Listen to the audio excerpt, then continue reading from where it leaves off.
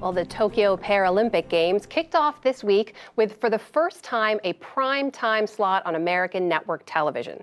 As William Brangham reports, it's part of the increasing interest and growth in these games. That's right. In addition to TV coverage, these games have the largest number of athletes competing, including record numbers of women and LGBTQ athletes. At the opening ceremony, the refugee Paralympic team led the parade of over 4,400 athletes. But like the Olympic Games earlier this month, because of the pandemic, there were no spectators allowed in the stands. Motoko Rich is the New York Times bureau chief, and she joins me now. Motoko Rich, great to have you on the NewsHour. Tokyo just shifted from hosting the Olympic Games to now the Paralympic Games. And as I was describing, there does seem to be this growing interest in these games in particular. Do you have a sense of why that is? What do you attribute that to? I think it's a lot of things. I mean, certainly here in Japan, it's the second Paralympics. Back in 1964, when Tokyo hosted the Olympics, that was only the second time that there was a Paralympics that was paired with the Olympics, and it was in Tokyo. So I think there's a long history here. I think there's been a very concerted effort. The organizers have kept saying, if the Paralympics are not successful, then we can't say that the overall Olympics have been successful. So there have been a lot of advertisements. And so awareness has grown. And I think there's but more coverage. There's been primetime coverage of the event. So it's definitely sort of out there in the ether in a way that it might not have been before. And are there particular athletes or events that you've been paying attention to? Well, I've spent a lot of time at the pool watching Abbas Karimi. He was one of the flag bearers for the Paralympic refugee team. He was born without arms. And as it happens, at the moment, he's the only Afghan athlete here because the athletes from Afghanistan could not safely leave Kabul to fly to Tokyo. We've been told that they have actually been evacuated, but we don't know exactly where they are. And we don't even know whether they're going to make it to the games. There's still a possibility that one or both of them that were on the delegation could make it to compete, but at the moment they're not here, and so he's the only one. So he swam today in the butterfly. He did really well in his heat. He set a personal best, and then in the final he came in 8th. But he still has another shot, I guess, next week? He does. Yeah, he does. He's going to be swimming the backstroke on Monday. You wrote a beautiful profile of him and his journey to getting to Tokyo in the Times recently.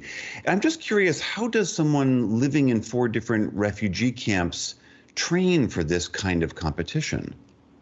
I think he has more determination than in someone that I've ever met or talked to. He was very, very focused on the swimming. So as soon as he got to the refugee camps, he'd already won a national championship in Afghanistan when he left, just at age 16. So as soon as he got to Turkey, he started talking to people. And I guess the folks at the refugee camps connected him with a coach, and he was willing to ride a bus 1 hour each way just to get 1 hour of swim time in. And he did that during COVID in Oregon as well, drove with a coach for an hour and a half just to get 45 minutes in. So he's a very determined fellow. So what other events are you paying particular attention to? Well, this is my first Paralympics, so I'm kind of interested in everything, but I went to wheelchair rugby the other day because the Japan team is very good and is expected to medal. And so I watched them play the Danish team, and they were, in fact, remarkable, and sort of learning the rules of wheelchair rugby, which is different. Has some resemblance to rugby, but also has elements from other games, and it's also about a point system depending on the disability of the players. So it's really fascinating to watch, and I'm hoping to go see more matches. And how did the Japanese team do? They won quite handily, and so they've got a couple more matches before the final, I think, is on Sunday. COVID-19 obviously hung enormously over the Olympic Games, and now it's not like the pandemic has disappeared in Tokyo or in Japan more broadly. Is it still casting, maybe a pall is the wrong word, but is it still casting a shadow over these games? I would say a pretty huge shadow, actually. Just today, for the very first time, Japan hit a record high of 2,000 cases of people who are severe enough to warrant intubation or being admitted to an ICU. So that's a very worrying number that's been going up the whole time that the games have been in town, including the Olympics. And Tokyo's hospitals are overburdened. It's now getting to the point where they're saying that if you try to get into an ambulance, even for a non-COVID illness. They might not be able to find you a hospital bed.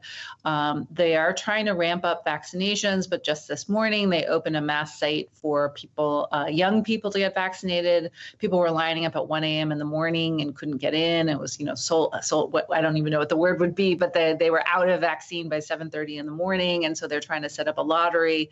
So it's been very difficult. Motoko Rich, Tokyo Bureau Chief for the New York Times. Thank you so much for your time. Thank you for having me.